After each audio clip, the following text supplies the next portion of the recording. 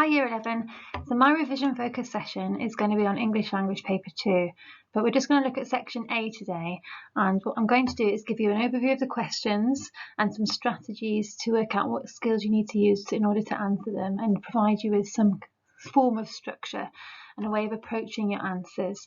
Well, that's the plan. Let's see what happens. So the first thing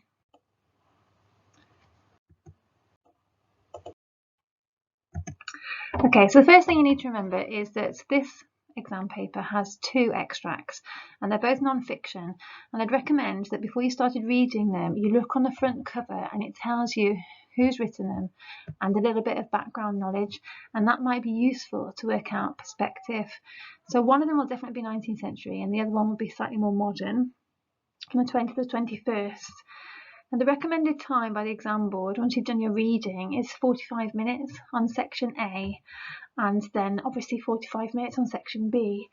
And different teachers give you slightly different timing advice, but if you look at here, I've just grouped it together, you're looking for approximately 10 to 15 minutes of reading and then a rough breakdown of what I suggest for the questions. But what you need to remember is that the questions increase in points, in marks available, and therefore your answers should increase and the amount of time you spend should increase. And what sometimes happens is that people spend so long on question 2 they barely give question 4 any time, yet that's worth far more marks and it's much easier to get a better mark on that one. So be aware of that as you're working through your paper. The other thing you need to bear in mind is that the examiners, for every question that you have, they will look at the level and the quality of your response and they'll categorise it in these 4 levels, and within these you'll get a mark. So you should all hopefully be aiming for level 3 as a baseline, clear and relevant, and pushing up higher to detailed and perceptive. So this paper actually has a name. It's called paper 2, but actually if you look on the front cover of the exam paper, it's labelled the writer's viewpoints and perspectives. And the name of that paper is the actual key to success here, because as you are reading those extracts, if you work out what their viewpoint is and perhaps why they feel like that as you're reading it from the very first time, you'll be able to answer the questions much better. And in fact, question 4 is all about you identifying their viewpoint and explaining why they might feel like that. So the name of the paper is actually key to success here. So you do need to have clear in your head what a viewpoint is and what a perspective is, and you've been doing that in class for quite a while now, so it shouldn't be too much of a challenge for you. What you'll find is that the 2 extracts have a common theme. So the ones you've been doing recently, like the snow paper or the ragged children, or you might have looked at the surfing one or the Ben Fogle one with the boats, the rowing boats, they all have a similar theme, but the 2 extracts definitely have different opinions and certainly different perspectives. It's your job to work out what they are and why that might be.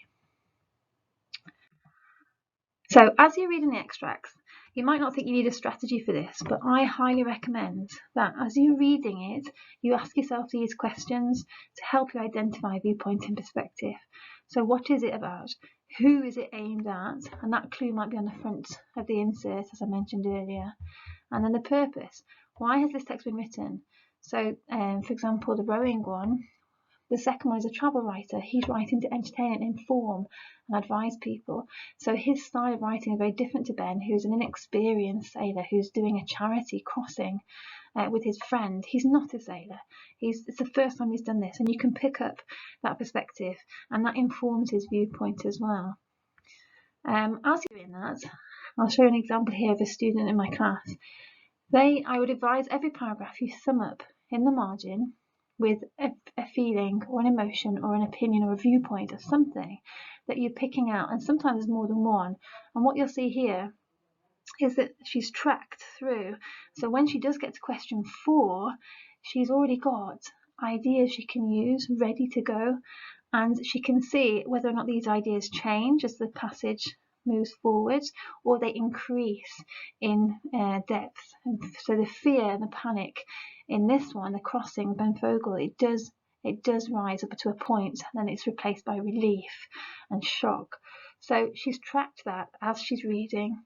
The other thing you'll notice is that she's bracketed off that middle section, because for question 1 and 3, they tell you which lines you have to follow. So that's my next piece of advice. When you read the question, look carefully at the lines that they ask you to look at, because anything you write outside of those lines will not be counted, even if it's amazing. So it's best to bracket off there and then the lines it wants you to look at, so you can't make that mistake. And it is a simple error, but a lot of people do fall for that one. Okay, I'm going to talk about question 1, but there's not really that much to say. It's the true and false, and you have to read a section, so you should bracket off those lines straight away.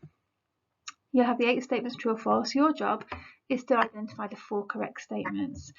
Now, the only advice I can give you here is don't rush, despite the fact I've told you only to use 4 minutes. That doesn't seem like a lot, does it? But it really isn't worth any more than 4 minutes of your time. So don't rush. Read the statements carefully, because sometimes it's just the nuance of one word that changes whether it's true or false. So be careful. And sometimes you have to infer the information. It might not say it in black and white. You have to read between the lines and understand that's what they are feeling or thinking about something. So watch out for that. There's always one you're not sure about, but always have a go, always put forward truths, and do not spend longer than 3 to 4 minutes on this question. It doesn't merit it, it doesn't deserve it. So my next strategy for you is not to do question 2 next. I propose that you jump to question 3. Why? Because it's only on one source. And what happens here is,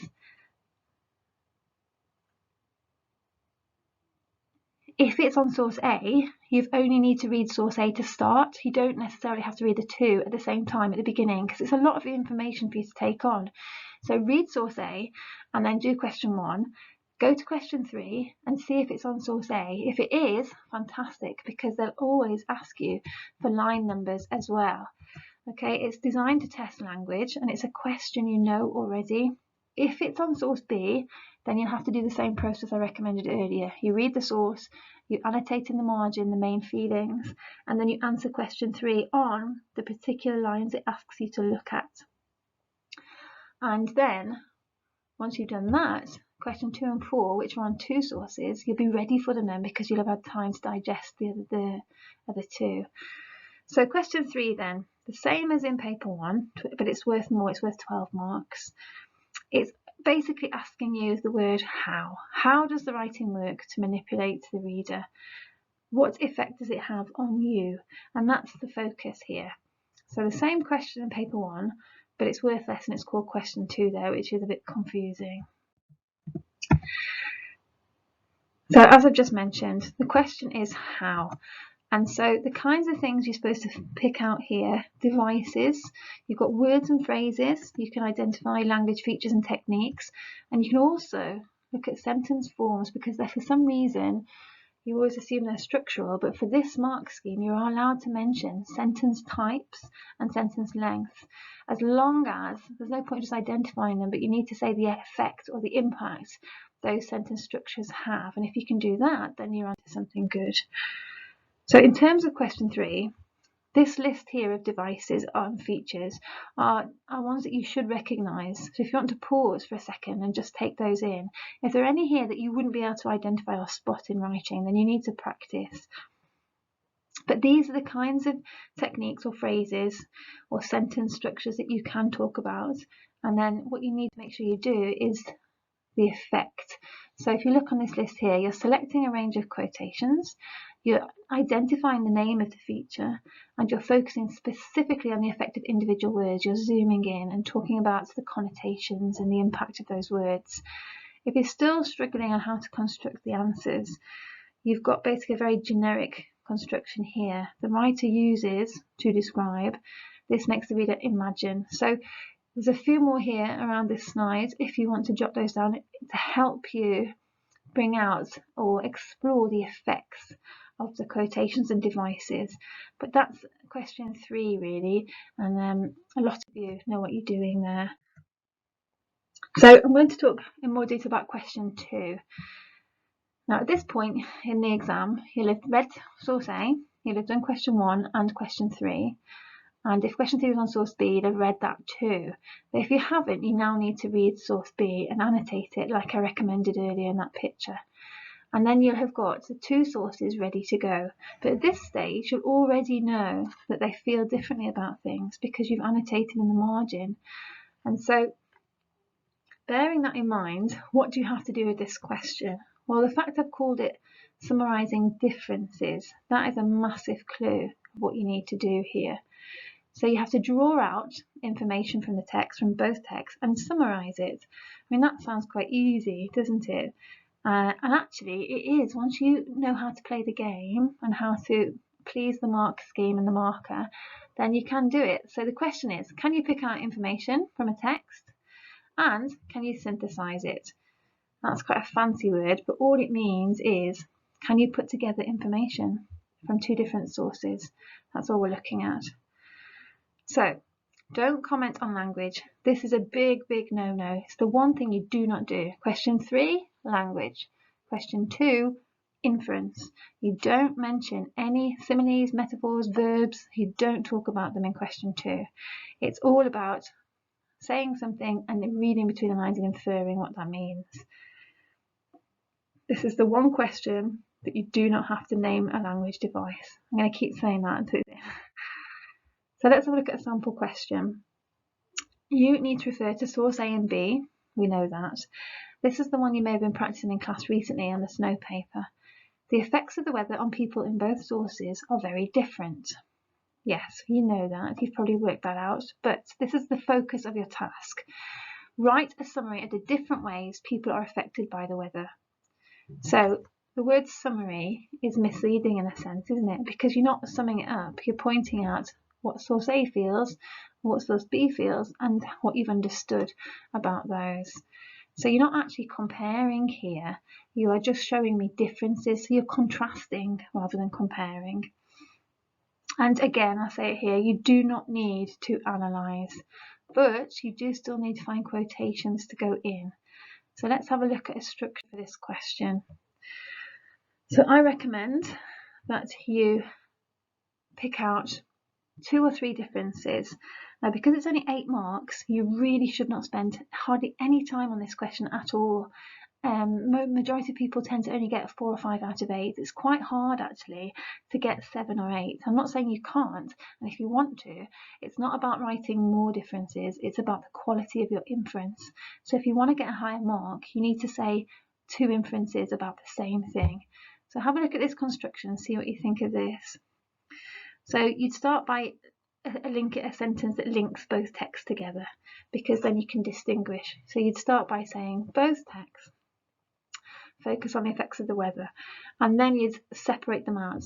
In source A, it's implied that, yeah, and then you'd put in your quotation, and then this is your inference. And use the word suggest always leads to inference. So if you're struggling on how to do something or say something about the quotation without mentioning language devices, you just use this phrase, you should be fine. And then you switch to source B and you show me, if you hear that we've got this contrasting connective here, whereas, however, although, but, we're looking for something that distinguishes them, that shows there's a difference. So they're still talking about effects, but it's a different effects. And what does that tell us? So sometimes you need to sort of take a step back. So with the snow paper, the reason why the lady was frozen to the spot in the first extract in Everest was because she had never seen anything like it before. So what does that suggest to us? That, I mean, our understanding is that she was an experienced climber and she'd been in tricky situations before, but this one was the worst she'd seen, and therefore it must have been horrific. So you're taking that extra bit of understanding, and that would go into that second part of the construction of your paragraph, your point, your quote, and then the inference. And inferences is what I would suggest. So you only need to do this twice. If you have loads of time, do a third, but I wouldn't recommend it actually, because the quality is what is marked here, not the quantity. You don't have to have 3 differences. As long as you've got 2 that you've inferred really well, that should be enough to see you through. And it's only worth 8 marks. So you're better spending your time on question 4. Okay. And again, if you're still not quite sure what I mean in terms of the structure, this is the most simplistic we can make it here. In source A, we feel this, proof, and then inference. So these are quite good phrases. This suggests, this insinuates, this implies. Okay, and if that's all you need to do, really. But what I'd say is, the danger in this question is that some people still summarise the entire text, and that's not what you have to do here. You're only summarising the focus in the title. So this question wasn't about, this extract was about men climbing in Everest, wasn't it? And a man looking out of his window in London in the snow. But actually, the focus is on the effects of the weather on the people, which is a focus within the extract. And that's what you need to make sure you've identified before you start writing. Otherwise, you might be just writing things that aren't connected to the answer. Okay. Right, if you wanted to pause this slide, there's a few sentence structures here that may help you with this question. These first few are all by the inference, and they're the ones that would help lead you to saying something insightful about the effect of the weather. And there's a few on the other side here that enable you to use the contrast and switch between the sources. Okay, so the last question on section A on paper 2 is question 4. And this one, as you know, is the 16 marker. You need both sources, and what it's trying to do or test your skills is on a few things, but this is basically in a nutshell. It needs to know how well you can compare ideas, and it's also testing if you know how those ideas are conveyed. In other words, how do you know they feel like that? What techniques do they use to tell you that's how they feel? And are those techniques similar or different as well? So one extract might use more adjectives, the other one might use more imagery, more sensory imagery, or something like that. But if you keep this in your head, this mantra in your head, question 4, what do they think and how do you know? Or it should be I know, shouldn't it really? But this question is not about you or your feelings or your viewpoint. It's about, you don't have to bring you into it. Okay, there's no effect on the reader in that respect. So you need to think about what opinions do they have and how do I know they have them? You have to prove that those feelings are in the extract. And if you can do that and compare the two at the same time, then you're onto a winner with this question. The mark scheme basically has 4 bullet points, and it's all the skills from everything you've done so far, questions 1, 2 and 3. It's the why and the how, and you've got the what in question 1. So it's all those 3 key questions. It's all in this one. That's why it's so much more marks than all the others put together. But it also means you have to juggle more balls in the air at the same time, which is why some students tend to gloss over this question quickly because they don't like it. But once you've got the hang of it, it's really easy to score quite well because you guys can identify viewpoints. You know how they feel, you just have to prove it and then switch between the two. So here's a basic sample question. If you have a look at this one, it's going to be the same format for your mock and for the real exam. Compare how the 2 writers present their views of the experience of shopping. So you know you have to switch between the two, backwards and forwards, backwards and forwards.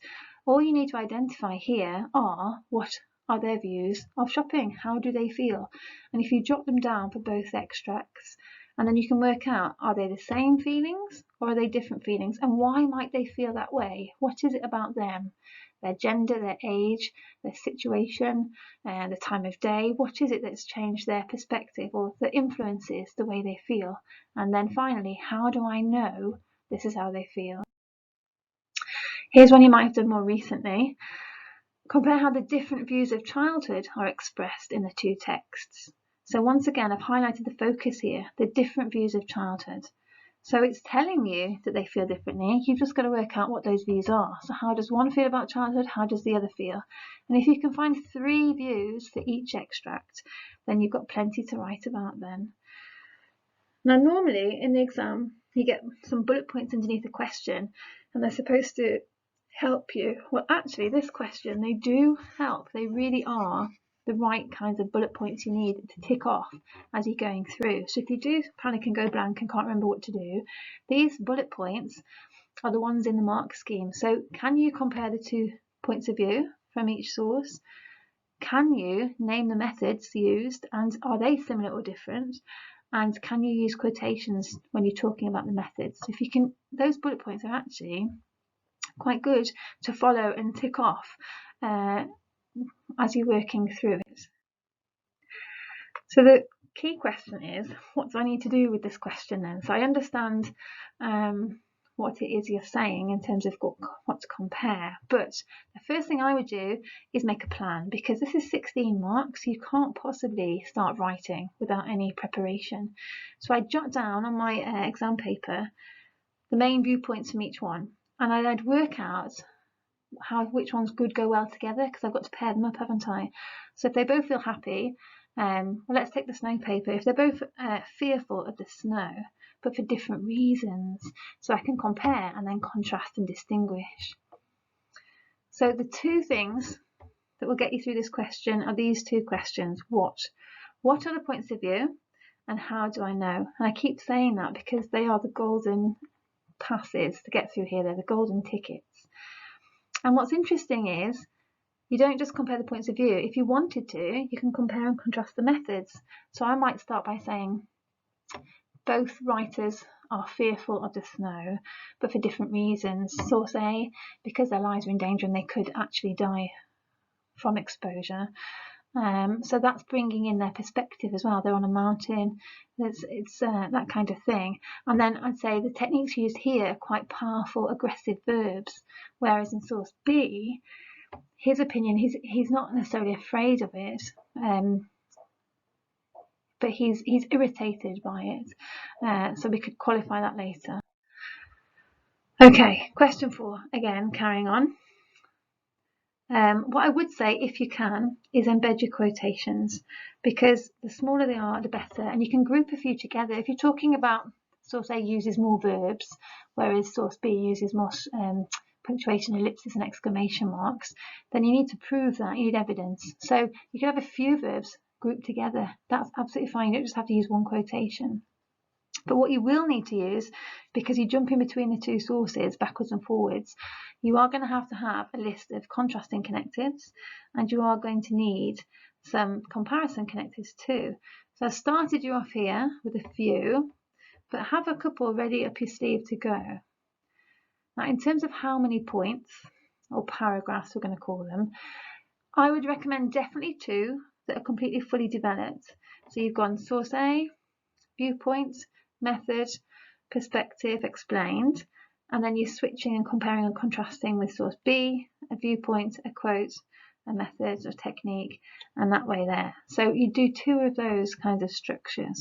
I'll show you here on the next slide in a minute what I mean. But I wanted to show you what the AQA said about this question. And it says it here really clearly.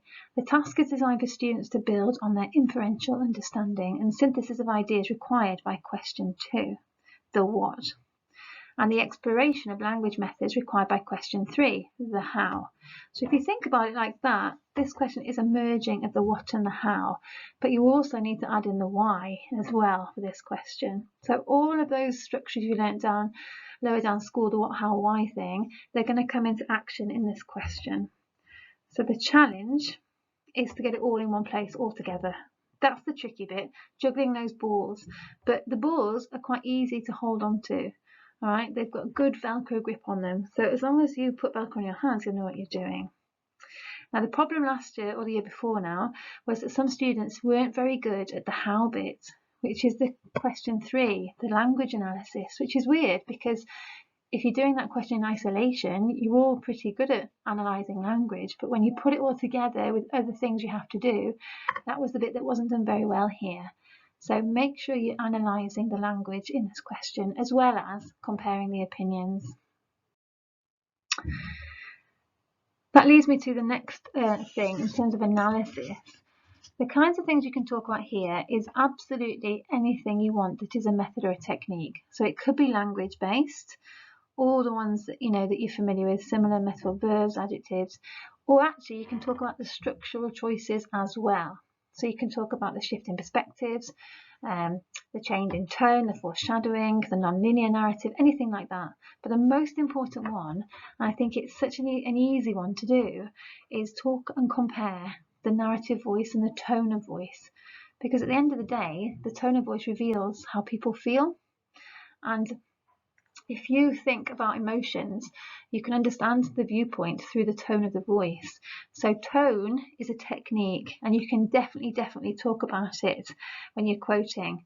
Okay, so definitely please make sure you make reference to how they're saying what they're saying, because that indicates how they feel. And this question is all about their opinions, their viewpoints, their feelings. So if you're identifying tone as a method, you are hitting the mark scheme really well. I've just added in here, if you wanted to pause this and jot some of these down, there's a few extra words there. You can build your own word banks. You probably have done already in class, but just in case, words that can help you compare and contrast.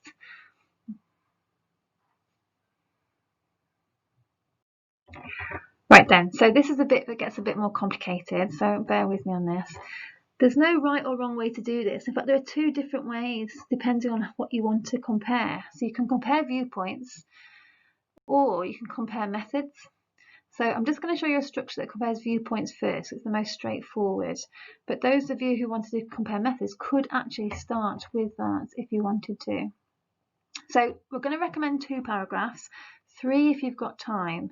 But you need to make sure that you don't let this question monopolise all your time either. Even though I said do 20-25 minutes on it, you can't infringe on section B, because at the end of the day, section B has a lot of marks. And it's the same marks as the entire section A. So you've got to give it the time it deserves. And that is where you're going to make a lot of marks up. So as long as you've got 2 paragraphs, check the time, see what's going on, and whether or not you decide to do a third. So with this question, start with a bit of perspective. So give me an overview about the 2 statements. So talk about the theme that connects the 2 extracts. And then once you've connected them, you can identify the differences in terms of the perspective. So writers, the purpose of writing, their perspective, who are they, where are they coming from, what they're doing. So why their viewpoints might be different because of their experiences or who they are, as well as the fact that one's set in a completely different century. You can't just use that, you've got to say why that would impact this. So if it's about technology, a train would be technology for one century, wouldn't it? Okay. So once you've done this brief overview, connecting them in terms of theme and perspective or distinguishing them, then you need to get stuck in. So you'd start by identifying a viewpoint, whatever the focus is of the question. So start with source A would make sense. So identify a viewpoint. What is the writer thinking, feeling? And then show me where the evidence is with a quote.